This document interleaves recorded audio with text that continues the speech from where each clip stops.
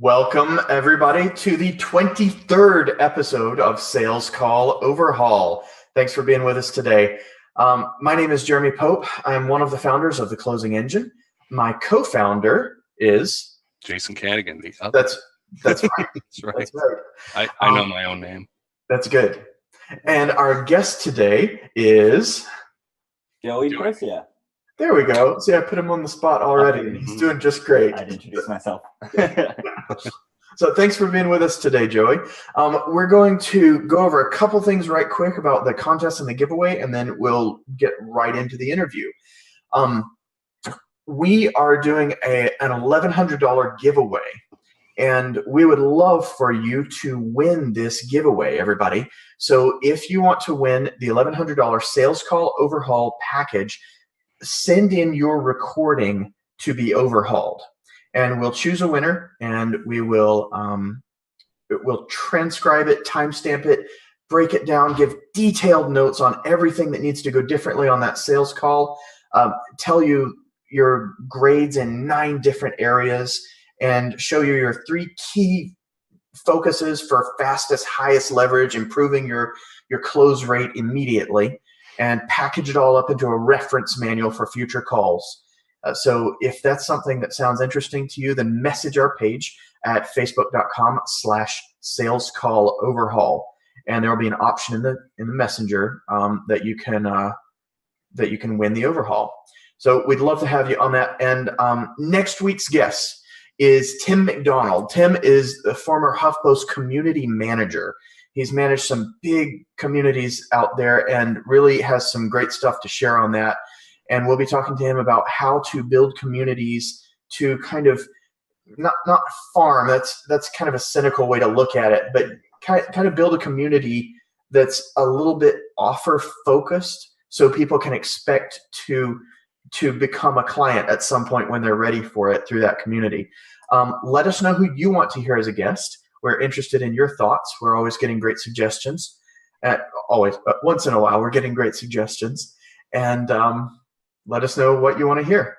So, Jason, take it away, sir. Right. So, from the fishbowl, Joey Percia. Joey is a fitness professional. You can tell he's pretty buff. And he moved into the direct response copywriting field. He's very interested in being a marketing conversion consultant and fish taco slayer. That is definitely high on the resume. So who Joey works with are experts who are the face of their brand, and he helps them by increasing their profits with highly converting sales copy and targeting marketing campaigns. So if you need somebody to use words to make money, particularly if you're in that fitness niche, he's the guy to talk to.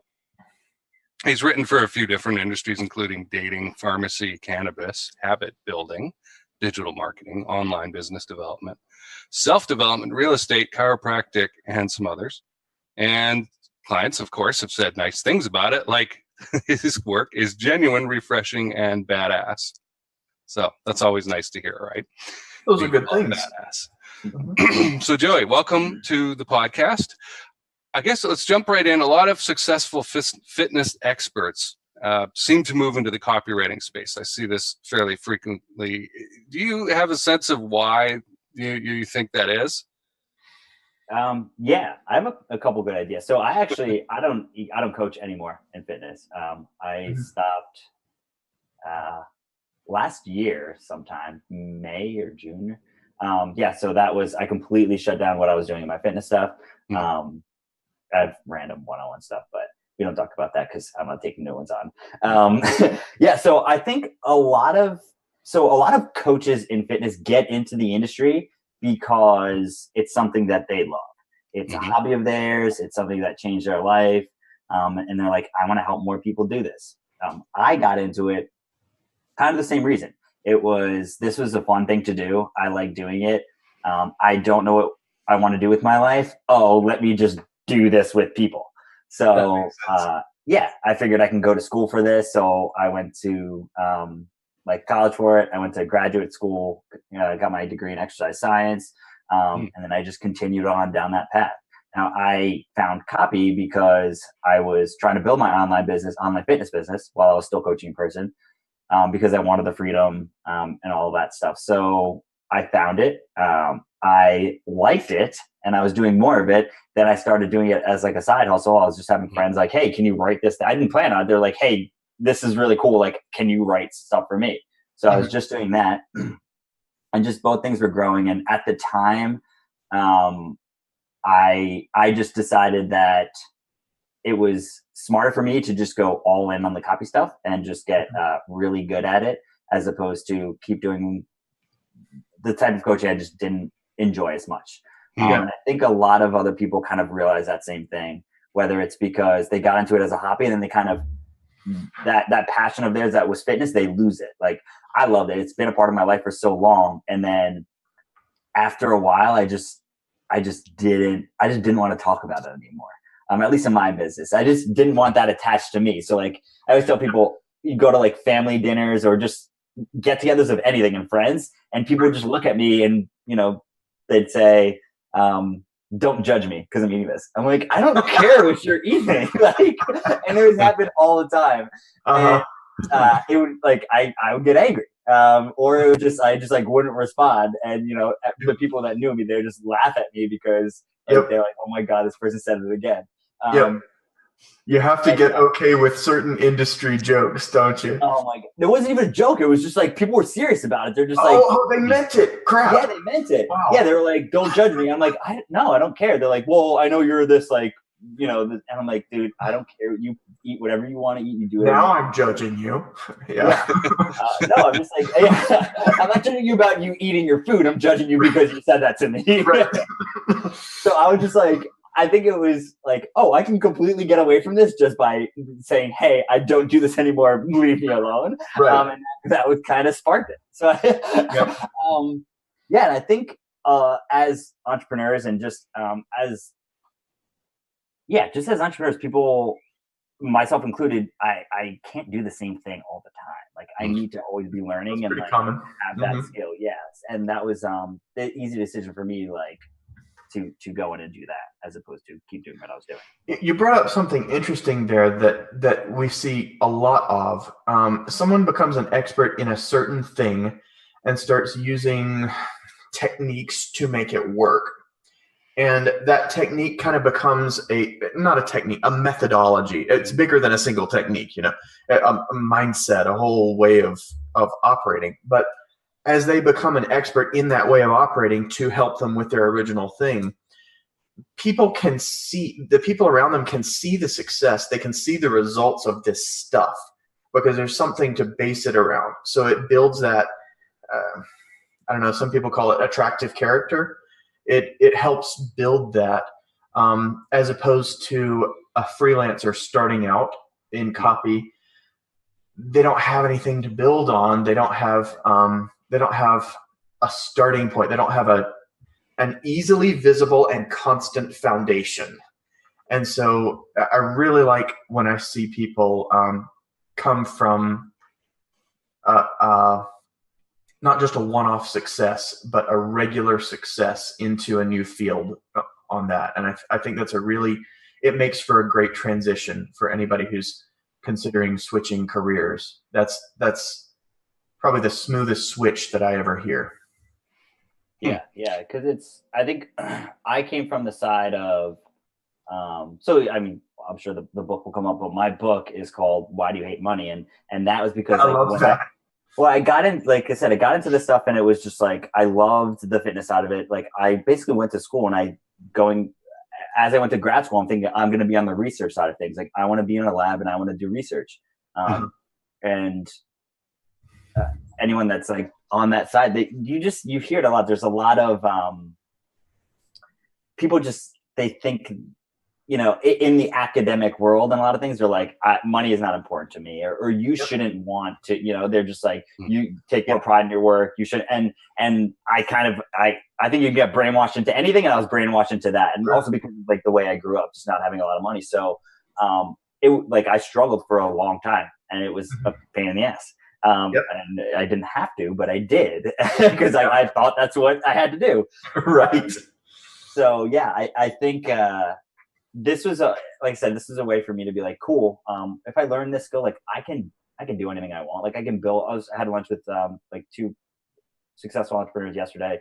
We were visiting, and that's what they were talking about. So like, why'd you switch? And I'm just like, because I can do whatever I want after. I'm like, I could build whatever business I want. Like, I'll probably go back into coaching fitness in some capacity, or not even coaching, like because my brand was built around me. It was Joey Percia. I don't want that, because I don't want those questions. Like, I want like, you know, a movement, a team, not me. So I'll probably go back into it, probably sooner than later, but it won't be Joey Percia. It'll be, you know, it'll be a movement. It'll be BioTrust. It'll be ClickFunnels. Something built around the brand itself. Yeah. Cool. What makes a copywriter stake out high ticket, you know, that high ticket ground? Yeah. I think the money. That's where the money is. Like the banks. Yeah. Rob the banks, because that's where the money is. You're right. Yeah, I think so. Well, in the fitness and health industry, I think it's just kind of the quality of the service that you're providing. In the sense that, you know, the higher ticket offers are the better coaching services, and they're the ones that you're most likely to get. You're able to change more lives, or you have a better chance of changing more lives, as opposed to just like, you know, the low price info products that you put out. Now, them is fighting words. Yeah. So let's play with that for a minute. Yeah. Because there are a lot of people. I mean, we believe that 100%. We're with you. But there are a lot of people that we see, and often they're starting out, but they'll be thinking $400 is high ticket, and we're going, well, high ticket for your industry is something that's not an impulse buy. It's a significant purchase for your demographic. It's near the top of whatever market elasticity you have, but it's at the same time, it's hard to think of 4K as or $400 as high ticket. 4K, okay, that's mid ticket, high ticket for a lot of things. But a lot of people, I've heard this from experienced people as well about it's kind of that almost hating money sort of mindset, or imposter syndrome, or whatever you want to call it. And I imagine a lot of fit pros have the same thing going. I can't possibly charge that. How can I provide? I mean, and what they're really saying is it's not worth that much. Mm-hmm. And so they don't see their own value. How do you help people with that kind of mindset when you encounter that? Yeah. Do you have a book about it or something? Yeah, a little bit. Yeah. Yeah. So I definitely touch it in the book. So that's not even, I wouldn't even say the book is geared towards, like, it's definitely geared towards that mindset, but it's not like you have to, and I'm not. Yeah. The book is really tactical. I've been looking through the workbook, and it's amazing. Yeah. Thank you. Yeah. Yeah. It's not like I'm pushing people to do high ticket just cause like you can make more money. I think, and I also agree. That's why they think that the high ticket people are pushing. That's why they think high ticket people are pushing them to high ticket. Yeah, because it's all about the money, and it's not. There's so many other reasons. Yeah, I think the main reason, especially for fitness, is because so low ticket info products, you're able to touch more people, right? But you can't just transform as many people. Like no one is going to argue that at this point in time, there's more information available to anyone. But even that being the case, people aren't necessarily changing, like their lives aren't being changed because of it. It's like there's something missing. And most of the time it's the accountability and the fact that they have more skin in the game, that they're playing a higher ticket thing, and they're much more likely to get the result that they actually want because they're so much more committed, as opposed to just like buying something, collecting dust on their hard drive and that being it. Right. And then on the provider side of that, when you're charging a good price, you can afford to spend a little extra time with somebody. Yeah. And you're not shaving yourself down to the bone on the amount of time. I mean, if you're charging $100, you can't afford to spend a lot of time with that person. Yeah. You have to live. Yeah. Nor can you get other resources to help you if you need it. You can't hire another expert to have a call with or something to get that little factoid you need, right? Yeah. Yeah, and I think that's a great point, because I think a lot of people don't look at that. Took me a while. Yeah. And even I think like I probably might still do that sometimes. And well, just with coaching, they think just giving someone a discount is helping them. But in reality, what usually ends up happening is then they resent the time that they have to spend with that person, whether it's them training in person or it's like writing this program for them. We'll talk about the coaching, writing this program or getting on a call with them. So if someone's paying you like a couple $1,000s a month or whatever, and they're like, bro, I have this problem, and like, can we hop on a quick call? You'd be like, yeah, of course. Cause like you're invested in them. They're invested in you. You want it. Like, as long as you're a good person, you're actually trying to help these people. Like, we're not saying charge high ticket because you want to rip people off. Right. You can change, like you can change more. Right. Yeah. Awesome. I want to hop into different media, right, that you can write for now. You can write VSLs, long form copy, even Instagram offers or something like that. Is there a media that you've seen work best for high ticket offers in the industries you've chosen to work in? Yeah, I think the main one would be, or at least with the clients that I've worked with, is longer, medium to long form sales page with video. Okay. So not necessarily like a VSL, but them in person speaking and going through things. I think that process or that whole system allows people to, the video just speeds up the trust building factor and the relationship just right off the bat. And in most cases that I've seen, anything that we've tested, when we have like add a high quality video in there with that stuff, it conversions go up. Now you said high quality. What do you mean by high quality? Yeah. So actually, so when I said it, I meant like produced or something, but I don't even think that's the case. So he's actually had like selfie videos that have worked too, just because it's been in there too. So I went in like, I was just saying, what does high quality mean in that context? I guess is the next question. So initially it meant production, but I'm not saying that's true because that's not a thing. It's actually, I would say the quality is who you're talking to, as in like the audience that's there. Their problems. Now, you don't have to go into like, do you feel this and are you this? But it's just you're eliciting emotions that these people have, and that way they're just gonna continue reading or like find out what's actually on the page. And there's a saying in copy that the line of every or the goal of every line in copy is just to get them to read the next line. It's because it's just like it's just so they keep going. That saying right there, I believe it, and it's also the reason I will never be a great copywriter because it's depressing to me. But that does make a lot of sense. Yeah, and that's because then you're able to hit on all the objections, to tell stories, to do all that stuff. So I think as far as the high quality videos, just who you're talking to and you have the right message to that hits home with that person. Cool. Yeah. So when somebody comes to you and says, look, I want to be a client, have they ever tried to shove you into a box and say, I want it done this way? Or do they give you sort of carte blanche where they just say you're the expert and you go and make it the way you want, however long you want? How does that work out for you?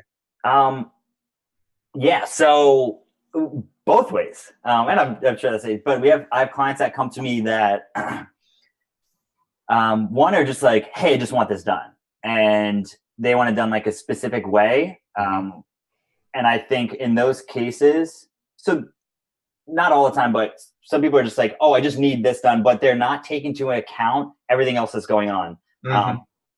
And I think those people are used to going to, Fiverr and Upwork and stuff to get copywriters because they're just, it's just a different thing. They're just like, I just need a sales page, or I just need a landing page, or I just need like this blog post. And they're like, this is what I want written on there. And they're used to having someone write it. Yeah. They're not used to having someone ask how this person gets to this page. Like, what do they know about you? What do they know about you? How familiar are they? Like, what have they gone through before? Is this their first time they're seeing you? Like, what are they dealing with? And all of these things, looking at it from like a whole experience that this person is going to go through, as opposed to just like, here's a sales page. That's like, and then also some people have no idea, like the other side, they're just like, I have no idea what I want. Just do everything. And I'm like, whoa, we have to like clear some things up first. Like, here. What are we going to offer is like the first thing. Well, I haven't decided if I wanted to be digital or physical yet. Okay. What are you deciding to do? We find the same thing at the closing engine. We come in to be somebody's sales team, and before they get on the phone with us in our application for the discovery call, I'm like, okay, I want to know every single piece of your process here. What do you use? Check the boxes and lay it out for me here, because I need to look at this stuff before I even get on the phone and know whether we can help them or not. Yeah. And it's all exactly the same process from start to finish. I mean, from the first ad that they ever see, to the retargeting, to the webinar, to the phone call, to the follow-up, to the fulfillment itself. If you're not selling that person on the value, if you're not providing value to them at every moment, like you said, get them to read the next line, then you're done. Yeah. So it's just it all has to flow very consistently. Yeah, because if you don't know that, you can't create an offer, or like not even offer, just the content to like touch what they need to touch. Like sales pages are sales pages for a reason. Like they sell something. And you have to know where this person's at in their mind and what they're thinking. And, because every sales page isn't the same. You don't there's not this headline formula works for every type of audience, or this lead. Like there's different types of leads and headlines that work better on different audiences. Like sometimes you can go out and just make like a bold promise, just like, hey, this is what we're going to do for you, because they're super familiar with you. Sometimes on the other end, no one has any idea who you are, and you have to like ease them into it with the story, and like something that's not like, you're going to make this much money in this amount of time, or your money back, like stuff like that. Yep. So I think, I think there's just a lot more to it than that meets the eye, which is for a lot of things. Yep. Right. Yeah. So how do you know, okay, this person's going to be a great fit as a client when they come to you and they say, I got this, I want to know this and whatnot? That we're able to come up with a plan of action. If they're the people who have nothing, and then we're able to say like, okay, this is what we can do. Okay, this is what we consider a win working together. And like we're able to see eye to eye and make sure like we're on the same page with everything. Because there are some, like I've worked with clients who are just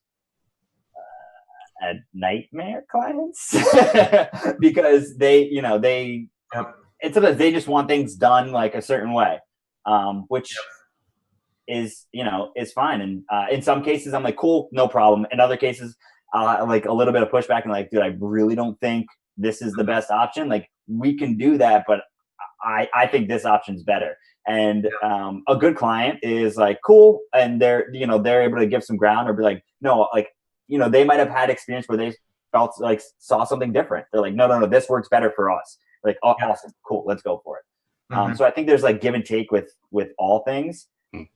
But yeah, I think clarity and like just seeing eye to eye and everything is like one of the most important things. Yeah. So you're okay if somebody comes to you and they're a little bit wishy-washy at the beginning with what they got, like right off the bat. Yeah. But if we're able to like nail something down and like make, okay, this is where we're going to go. This is exactly what I want. And it really depends on where this person is like in their business.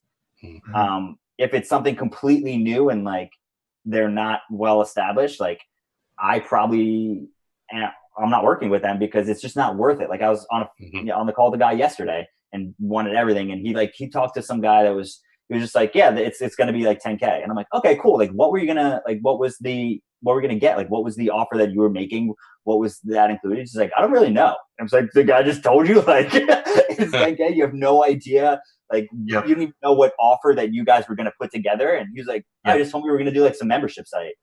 Yep. I'm just like, shit, dude. Like, you don't even have an audience to like push like a low ticket. There was a low price membership site. Right. Like that'll take you forever to make your money back. The payback periods. Yeah. And I was like, super long. And I was like, if that's what you decide you want to do, I was like, honestly, like I'm not we're not going to be able to do it. Cause like, I can't charge you what I need to charge you. Right. It'll take you forever to make your money back. Yeah.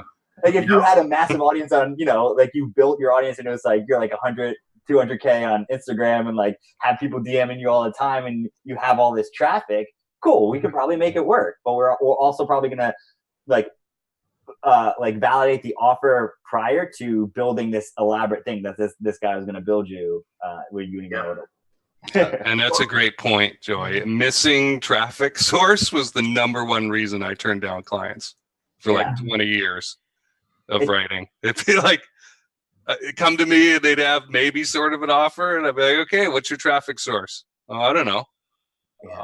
Okay.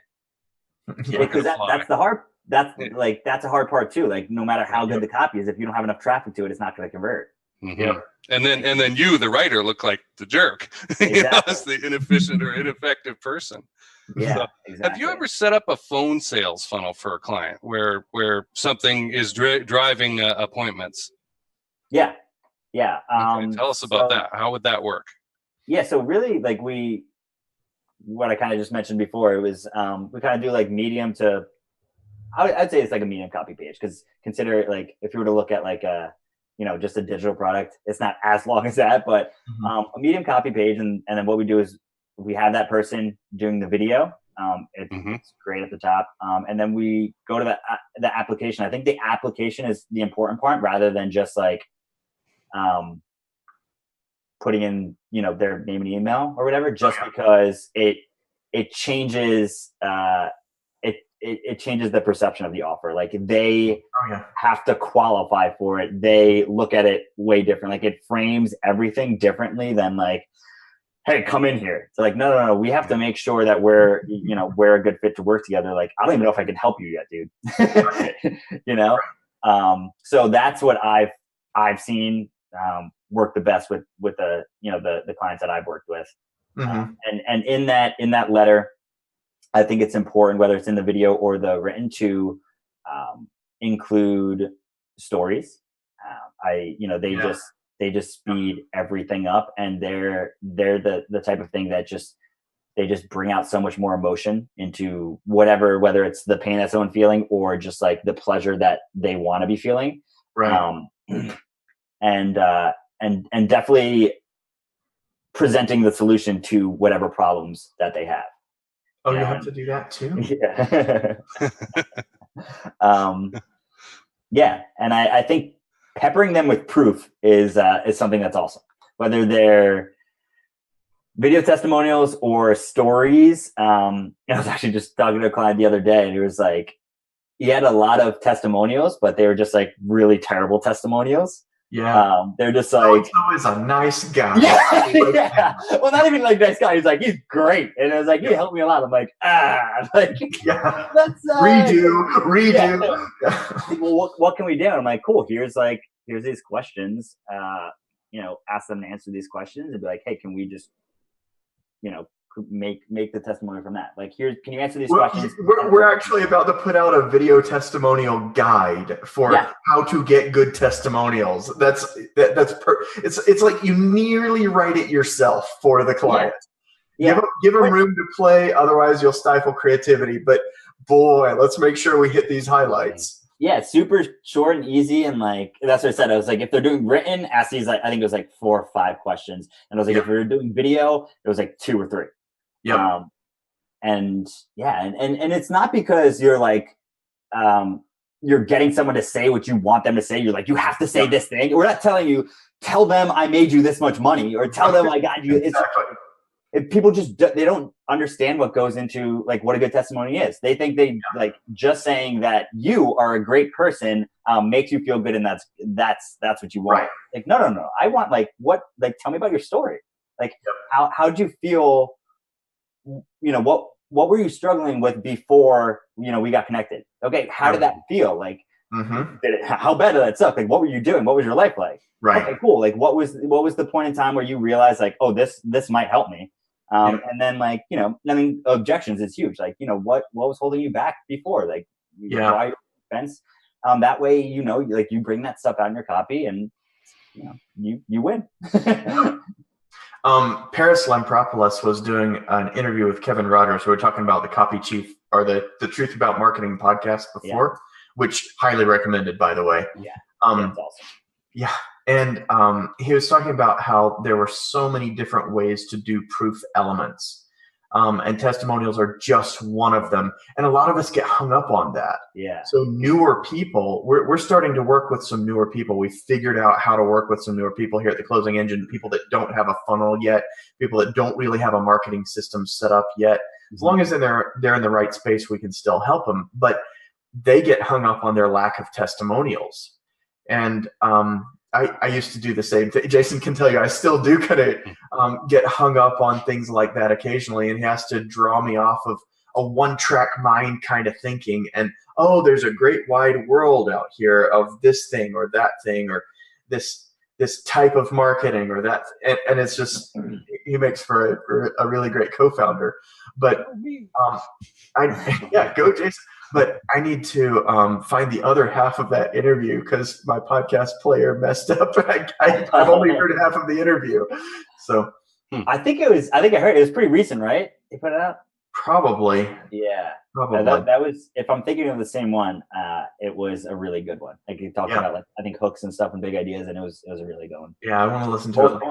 Paris is awesome. And I'd heard the name before, but I hadn't experienced his expertise before, and I was just super impressed.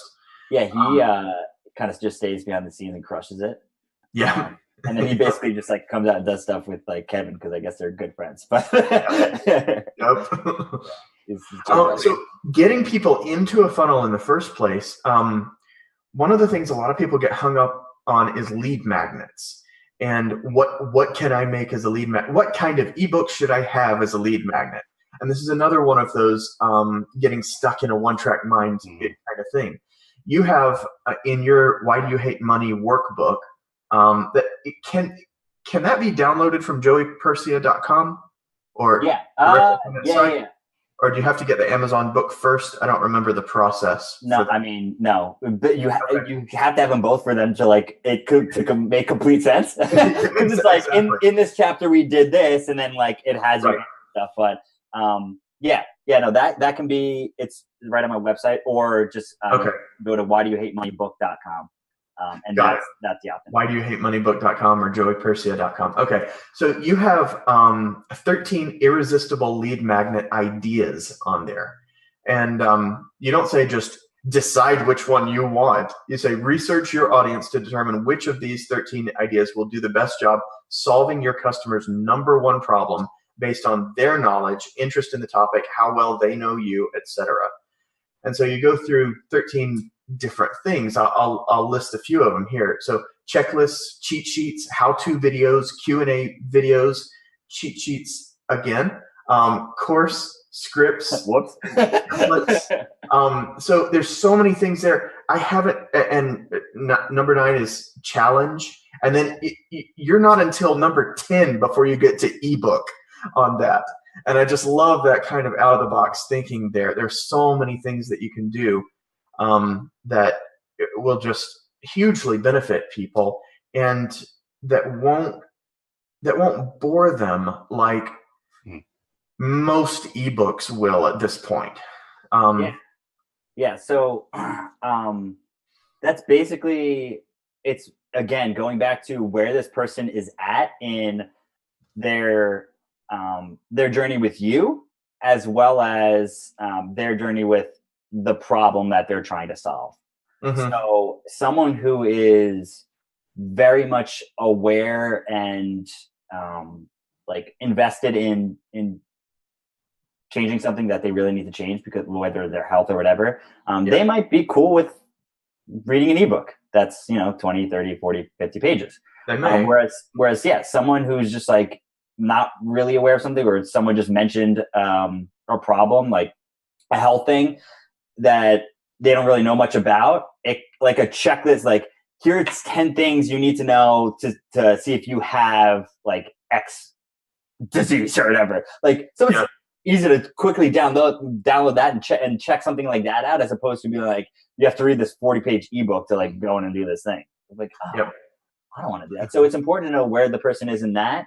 And then like the type of person, like if you're working with, so when I was training people, the last place I was training people in person it was a boutique studio in New York. So people were paying me, I think it was $180 a session. Like it was New York. It's, not crazy, but like people, they're busy. Yeah.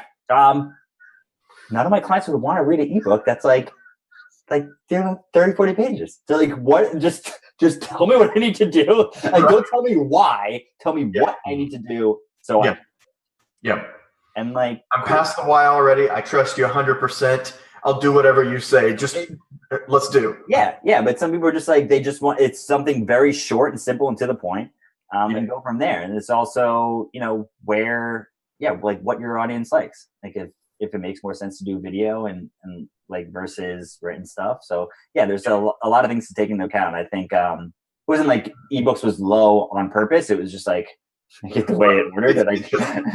One of the 13 pieces. Yeah. Right. And there's more too. Yep. Yeah.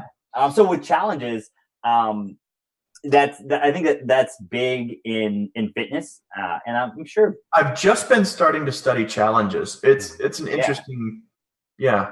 And those are cool because it's a very results first approach to like getting things done. So you can get someone a quick result with something, like a quick win, that speeds up, like, they're like, oh, I trust this person now. They're able to do this. What are they able to do in 90 days as opposed to what they just did in 5 days? Right. So I think the key is to make sure, the challenge is short. So, because people are going to fall off anyway, make sure they, with fitness, what we've seen work very well is like 5 days, 5 to like 7 max. Usually like 5 is the happy place. A lot of industries, 5 days is the sweet spot for them. And that's also a way to, sell people into a program. I love that. I remember when Kent Littlejohn launched his high-end client program, which is it's like clients on demand or traffic and funnels, or it's in that same space, get clients kind of space. But they launched it as a challenge. And they did a great job of it. They just launched the heck out of it. And it was just really intense. I mean, a lot of information, and it was impressive. That was one of my first experiences with that kind of a mass challenge thing on Facebook. And I enjoyed that experience. And I could see that working really well for a lot of industries. Yeah, it's works well in fitness. Cool. Yeah. So one of the things about the challenges, one of the things that I saw from several different people was, what's the maximum result you can get for somebody in this time frame? What's the minimum time frame that you can give them a real result is another way you could look at that. What can you do with fitness? I mean, because it's going to take a couple of weeks to shed a couple of pounds and et cetera. Or, I mean, I'm a layman, of course, but it's going to take months to bulk up and put on real muscle. So what kind of results can you get creative with in the fitness world? So the way that we've run them successful is you can get a good result in a couple of days. And that's because you're eliminating certain foods, typically foods that cause inflammation in your body and retain more water. And you're also very upfront about it, or at least you should be. And it's like, hey, this is, and basically the way that I've seen it work is each day is a specific task or something you go through. It's not, here's this fire hose of things every single day. It's like, do this today, and then here's why. Do this the next day. It's like, do this, and here's why. So, as you're like, saying, okay, just eat this today, or like, or The way I did things with my guys is because the type of diet that I had them was just a variation of like fasting. So you just, I mean, basically you just skip breakfast, but it was like skip breakfast and just like drink coffee or just drink water. Not even that. Like you can have your coffee if you want, cool, but just do that. And then like through that challenge, it's like, hey, here's what we did. Here's why it worked, but here's why it only worked for a short amount of time. This isn't an actual real, like you might have lost like a pound or two during this week, or maybe a little more, like depending on, your weight, but you can't just do this forever. Like there's so much more. You actually have to work out. Like this diet is just one little piece to the puzzle, as opposed to being the right type of workouts for your goals, the right type of workouts for your body. And also this whole accountability thing, which is the reason like people in big box gyms don't get the result that they want, because they're not doing the right thing and they can't stay accountable to it. So just in the fitness sense of it, there's like all of those pieces that go into it. And then if you look at marketing, you can do like the same type of thing. Here's this one immediate result with getting clients. And I've seen people do this. It's like, or it just a simple, like quick wins with clients, just connecting with your like the people in your network already. Like, hey, do you know anybody? Or like, I'm doing this. You know anybody who like, do you need it? Or do you know anybody who needs this? Yep. You know what I mean? People are just like, oh yeah, this guy. Or like, oh yeah, I was actually wondering about that. And like, that's cool. You just set up a call and then you just got a client. So you can get like multiple clients in a couple of days. Exactly. Like getting this quick little win and then building them from there. That's not, I mean, you probably could do that forever, but that's a grind. You don't want to be doing that with this model. But yeah, it's just like applying whatever the principles to the market, as opposed to just like this only works in this market. And I think that's why Jay Abraham is so successful in everything he did, because he worked in so many different industries, and he would look outside the box at what other industries are doing and how this can apply to this new industry, and just grow it. And that's why, big bucks. I like that. It's scary to think how long I've been following that guy. Dude, I was at that lunch the other day. People were like, do you follow Jay? I'm like, yeah, I mean, as much as like I can follow everything that he has. He's like, he has so much stuff. Yeah, it's true. It's gonna take forever. Let's hop into follow Jay Abraham. Well, I think I could say I trail him. I track him. Abraham signs.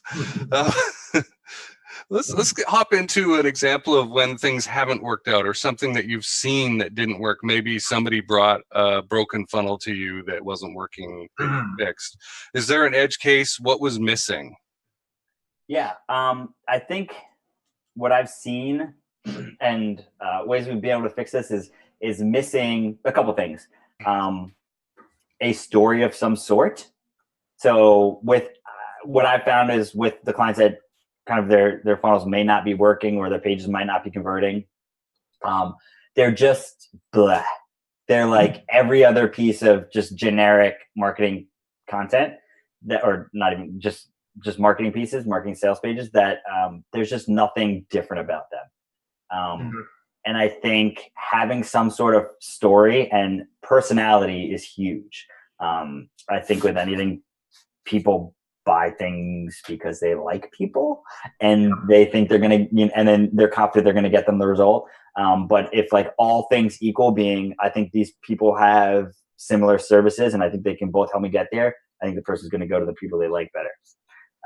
I know like I took losses and things just because I'm like, I like this person better. I'm more comfortable with them. Cool. Like maybe this other person can do better, but I'm, this will work out better. So I think adding like, some story and definitely personality into the marketing is very important. And on that same note, having like a unique mechanism and a hook to that. And that's just a special way or proprietary way of getting a result of some sort. And that's just like I use, P90X and their muscle confusion as an example, like all the time when I'm speaking at like for fitness stuff, because a lot of the coaches are like, that's so stupid. All that is they're just like varying intensities and like they're just varying workloads and stuff. Like, of course it's this. Like, yeah, well, like people don't know that and they like that and they're excited and people getting good results.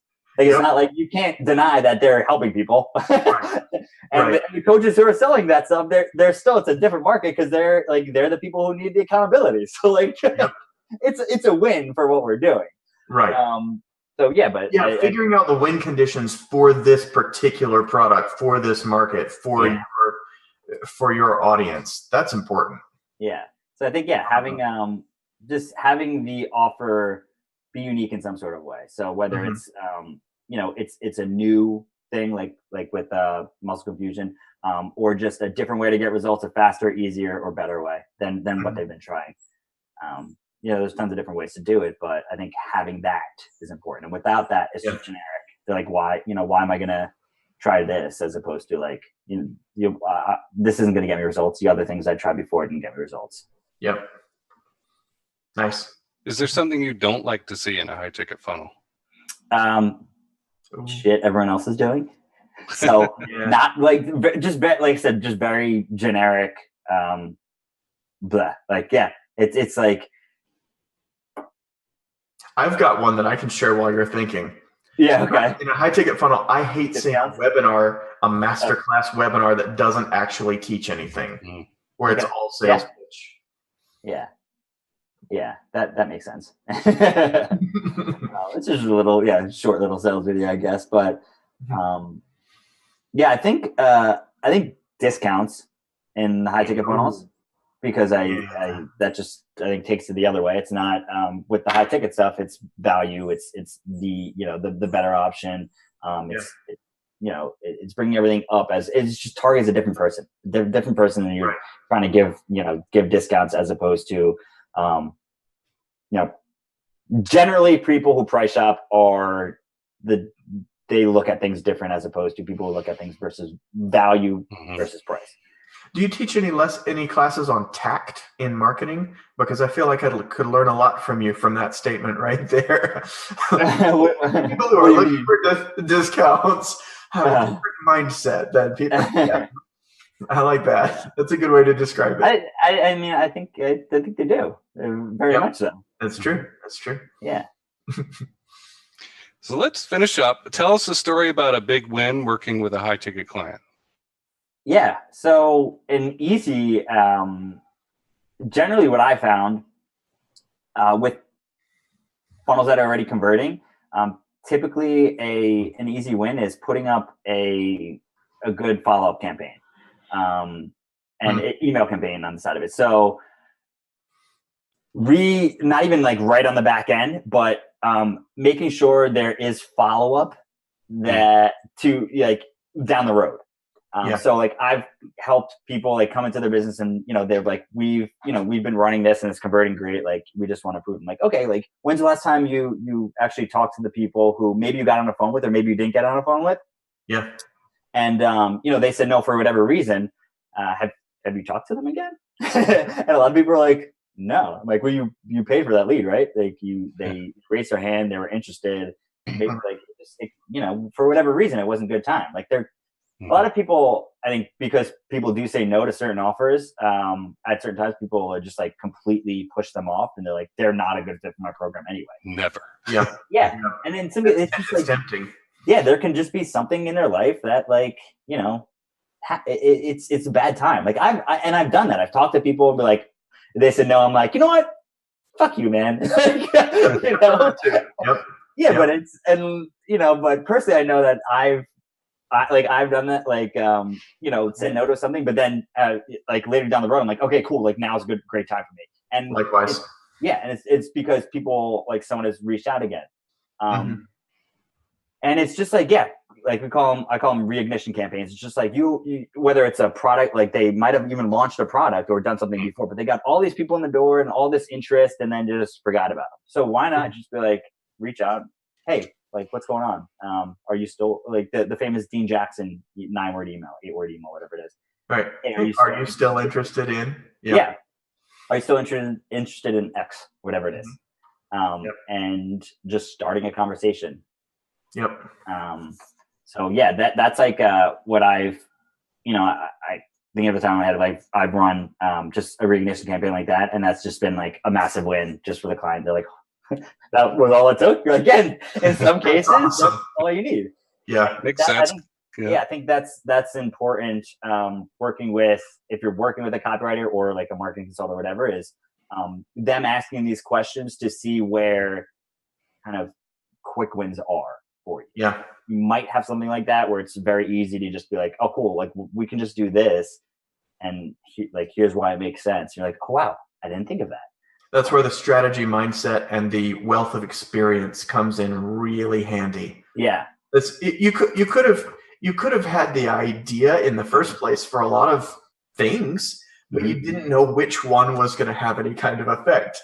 So having someone that knows this stuff come in and say, no, you need to do number 3.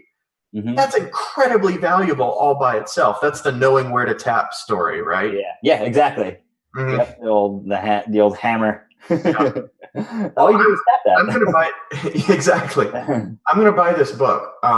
The 13 irresistible lead magnet ideas. The 5 ways to own your reader's attention by creating a slippery slope. Hook your readers for good with the perfect big idea. Writing headlines that even your worst enemy can't ignore. I love these.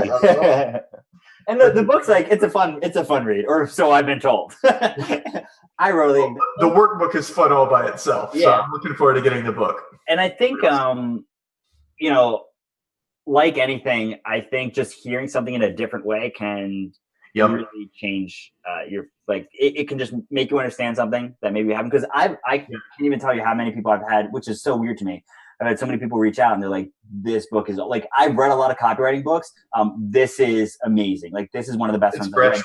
Just because, but it's not like crazy like there's just like, I just found like all these golden nuggets in it because you related it to something in a different way. Like you understood where you're at because you were in the market.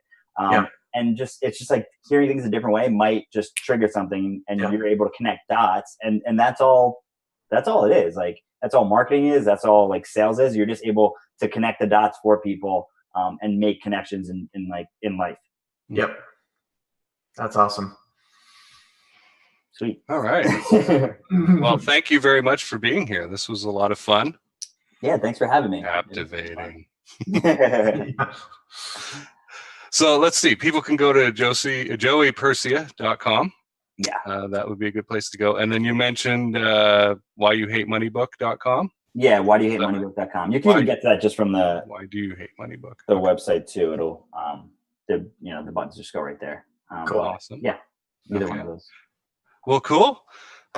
Again, very much appreciate you being here. And let's see, next week we have the OG of community management, Tim McDonald, who I've talked with on another podcast a little bit. And boy, he's got a fun story. I mean, he practically invented that gig of community manager. And there was no such job when he started out. He went and basically just figured out how to do it himself. So that's pretty cool.